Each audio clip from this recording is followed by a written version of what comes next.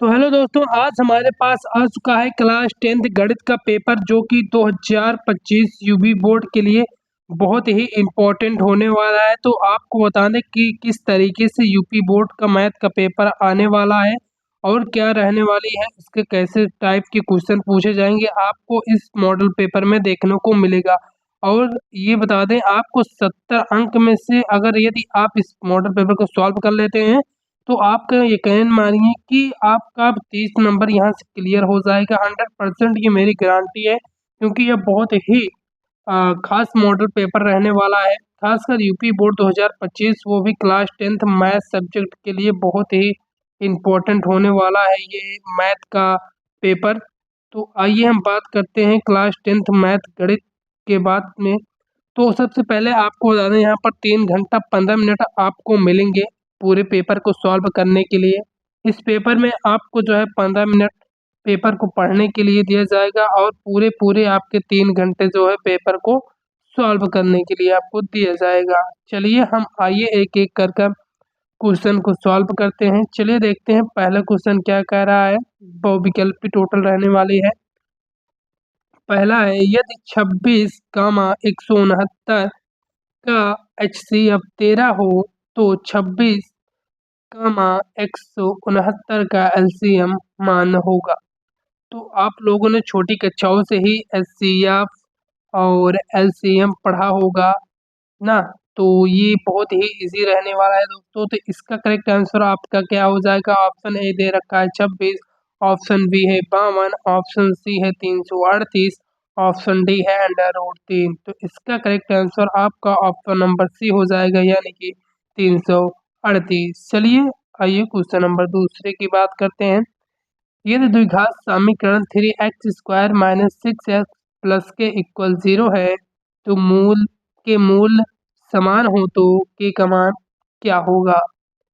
इसमें आपको के मान बताना है। तो ऑप्शन आइए देखते हैं। ऑप्शन ए दे रखा है 3, ऑप्शन बी दे रखा है 6, ऑप्शन सी दे रखा है 7 और ऑप्शन डी दे रखा है 12। तो इसका आपका करेक्ट आंसर हो जाएगा आपका ऑप्शन नंबर है, यानी कि के का जो मान होगा वो 3 होगा। क्वेश्चन नंबर तीसरा क्या है। दो संख्याओं का योगफल 19 है तथा उनका अंतर, यहाँ पर अंतर है, क्या है यहाँ पर अंतर, अंतर उनका कितना है 7 है। उनका अंतर 7 है तो वे संख्याएं हैं, यानी कि गुणनफल जो है, यानी कि दो संख्याएं दे रखी हैं एक्स और वाई, उसका उनका गुणनफल क्या है 19 है और उनका अंतर यानी कि x माइनस वाई का अंतर 7 है। यहाँ से हम x का मान निकाल लेंगे तो 19 बटे जो है y हो जाएगा। यही x का मान यहाँ पर रख देंगे तो आपका जो है x y का मान आ जाएगा। तो इसका करेक्ट आंसर आपका हो जाएगा ऑप्शन नंबर सी करेक्ट हो जाएगा, यानी कि 13x का मान और 6y का मान होगा। चलिए क्वेश्चन नंबर चौथे की बात करते हैं, क्या रहने वाला है। यदि 2 cos θ बराबर 1 हो तो थीटा का मान होगा। ये वेरी ही इजी है। cos θ बराबर हम लिख सकते हैं 1/2। तो cos θ में 1/2 का मान कितना होता है, तो 60 अंश का होता है। आइए ऑप्शन में देखते हैं। तो आपका ऑप्शन नंबर डी इसका करेक्ट हो जाएगा। चलिए क्वेश्चन नंबर पाँचवें की बात करते हैं। टेन थीटा यानी कि टेन थीटा दे रखा है 8, 5, 15 और कॉसेक थीटा पूछ रहा है। तो टेन थीटा बराबर हम जानते हैं क्या होता है, सेक स्क्वायर थीटा -1, यहाँ से निकाल सकते हैं, है ना। नहीं तो हम सबसे बाद त्रिभुज से निकाल सकते हैं। टेन थीटा बराबर होता है लंब बटे आधार होता है, यानी कि इसका मान 8 है और इसका मान कितना है 15 है। तो इसका मान क्या होगा, ये इस मान को निकाल के उसके बाद कॉसेक थीटा बराबर रख देंगे तो हमारा मान आ जाएगा। तो इसका करेक्ट आंसर आपका ऑप्शन नंबर जो है ए हो जाएगा। क्या हो जाएगा, ए हो जाएगा। चलिए क्वेश्चन नंबर 6 की बात करते हैं। के किस मान के लिए समीकरण युग्म x + 2y - 3 = 0 तथा 5x के y + 7 = 0 का कोई हल नहीं है। तो ये वेरी इजी क्वेश्चन है, इसका सॉल्व बहुत इजी है। तो आइए ऑप्शन देखते हैं। ऑप्शन ए दे रखा है 10, ऑप्शन बी है 6, ऑप्शन सी है 3, ऑप्शन डी है 1। तो इसका करेक्ट आंसर हो जाएगा आपका ऑप्शन नंबर ए करेक्ट हो जाएगी, यानी कि 10 जो है इसका के का मान होगा। क्वेश्चन नंबर 7वां क्या कह रहा है, sin 2a बराबर 2 sin a तब सत्य होगा जबकि a बराबर है। तो ऐसा हम क्या a का मान रखें, a बराबर क्या लें, 30 अंश लें कि 45 अंश लें कि 60 अंश लें कि 0 अंश लें कि इन दोनों का मान जो है बराबर हो। तो आपको बता दें इसमें करेक्ट आंसर आपका हो जाएगा 45 अंश। क्या हो जाएगा 45 अंश, नहीं सॉरी, करेक्ट आंसर आपका 30 अंश हो जाएगा। चलिए क्वेश्चन नंबर 8वें की बात करते हैं। यदि 1/(x² - 2 = 1/7 तो x का मान क्या होगा। ये वेरी इजी क्वेश्चन है, हम इसको 7 बराबर ले सकते हैं। x² - 2 हम इस तरफ भेज देंगे, यानी कि x² बराबर 9 हो जाएगा। x बराबर √9 की वैल्यू ±3। आइए देखते हैं ऑप्शन में है कि नहीं। जी हाँ, ऑप्शन नंबर आपका भी इसका करेक्ट हो जाएगा। चलिए क्वेश्चन नंबर 9 देखते हैं। बिंदुओं -8, 0 तथा 0, -8 को मिलाने वाली रेखाखंड के मध्य बिंदु का निर्देशांक क्या होगा। तो वेरी इंपॉर्टेंट क्वेश्चन है, क्या होगा इसका आंसर। चलिए ऑप्शन देखते हैं। पहले ऑप्शन दे रखा है -8, 4 और दूसरा ऑप्शन दे रखा है -4, -8। ऑप्शन सी दे रखा है -4, -4। ऑप्शन डी दे रखा है 4, 4। तो इसका आपका करेक्ट आंसर हो जाएगा ऑप्शन नंबर सी सही हो जाएगा, यानी कि -4, 4। आइए क्वेश्चन नंबर 10वें की बात करते हैं। बिंदु -3, 4 के x अक्ष से दूरी क्या होगी। x अक्ष का निर्देशांक क्या होगा। इसमें x का मतलब है y होगा, यानी कि x की अक्ष का जो निर्देशांक होता है वो x का मतलब 0 होता है, क्योंकि जिस तरफ हम y जाते हैं x की तरफ x अक्ष हुआ करता है। तो इसकी दूरी क्या हो जाएगी, इसकी दूरी आपका ऑप्शन क्या है 3, ऑप्शन बी है -3, ऑप्शन सी है 4 और ऑप्शन डी है 5। तो इसका आपका करेक्ट आंसर हो जाएगा ऑप्शन नंबर सी, यानी कि 4 इकाई होगी।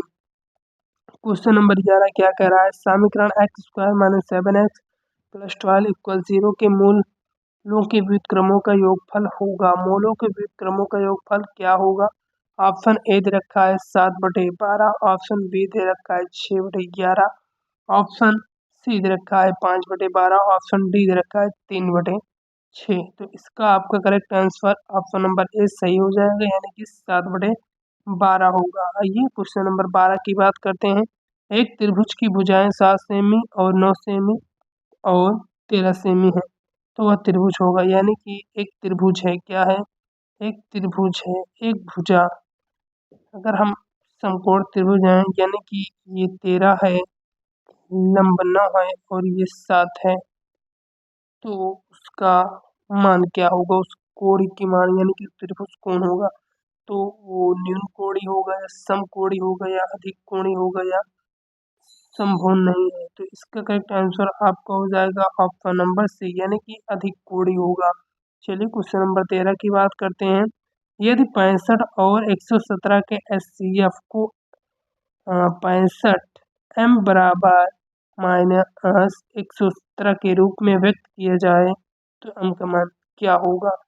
बेहद इंपॉर्टेंट क्वेश्चन है, यानी कि बोल क्या रहा है, यदि 65 और 117 का एचसीएफ, यानी कि जो इसका एचसीएफ निकले उसको हम 65m - 17 के रूप में व्यक्त कर दें। जो इसका एचसीएफ आए उसका जो है 65m - 117 बराबर एचसीएफ का मान रख देंगे, तो वहीं से हमारे एम का मान निकल के आ जाएगा। तो ऑप्शन नंबर आपका सी सही हो जाएगा, यानी कि सॉरी ऑप्शन नंबर आपका बी सही हो जाएगा, यानी कि 2 आएगा।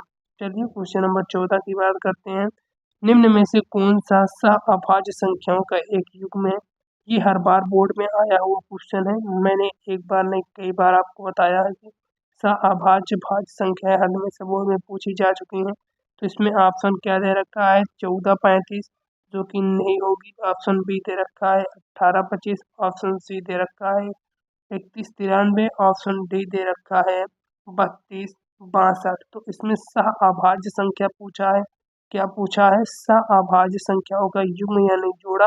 तो आपका ऑप्शन नंबर बी सही हो जाएगा, क्योंकि इसमें अगर हम बताएं 18 का 18 जो कि 3 से भी कट सकती है ना, तो ये सभाज्य संख्या है। Option number 15 sorry question number 15 क्या है?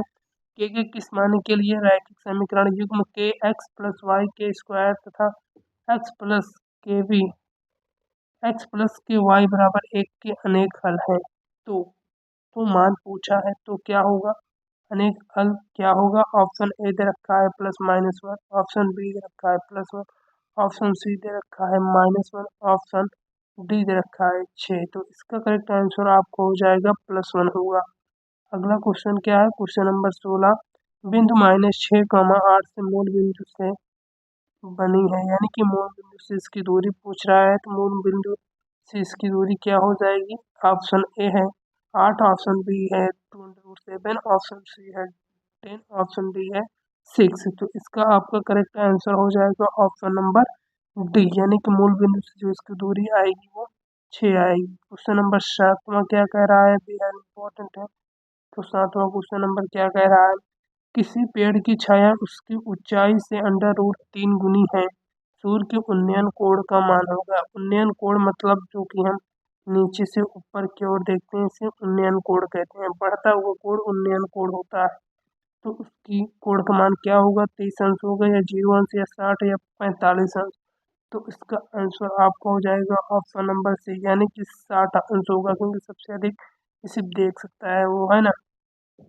क्वेश्चन नंबर 18वां क्या है? एक लंबवृत्तीय बेलन के आधार का क्षेत्रफल 9 पाई सेमी है, तो उसके आधार का व्यास क्या होगा? सिंपल सी बात है कि उसका क्षेत्रफल दिया है, तो उसका हम आराम से निकाल सकते हैं। तो इसका क्या होगा? ऑप्शन ए है 2 सेमी, ऑप्शन बी है 3 सेमी, ऑप्शन बी है 4 सेमी, ऑप्शन डी है 6 सेमी। तो इसका करेक्ट आंसर आपका हो जाएगा ऑप्शन नंबर डी, यानी कि 6 सेमी जो है लंबवृत्तीय बेलन का व्यास होगा। क्वेश्चन नंबर 19वां क्या कह रहा है? श्रेणी √2, √8, √32 का सर्वोत्तम अंतर क्या होगा? बेहद इंपॉर्टेंट क्वेश्चन है। इसको देखिए आप, ऑप्शन ए दे रखा है 2, ऑप्शन बी दे रखा है √2, ऑप्शन सी है √3, ऑप्शन डी है √5। तो इसका करेक्ट आंसर आपका हो जाएगा अंडर रूट जो है 2, यानी कि सर्वोत्तम मान इसका √2 होगा, क्योंकि अंडर रूट इसमें भी आएगा और इसमें भी आएगा। यदि आप इसका और तोड़ेंगे √32 को, तो इसमें भी अंडर रूट की संख्या अधिक ही आएगी, यानी कि जो समय मिलता है वही सर्वोत्तम हुआ करता है। तो अंडर रूट 2 ही इसका सही हो जाएगा। अगला क्वेश्चन क्या है? cos 17 tan 17 और tan 73 cosec 73 अंश का मान क्या होगा? यानी कि इन सब का मान क्या होगा? तो इन सब का मान एक ही होगा, जो सबके जो है बराबर हो जाएंगे।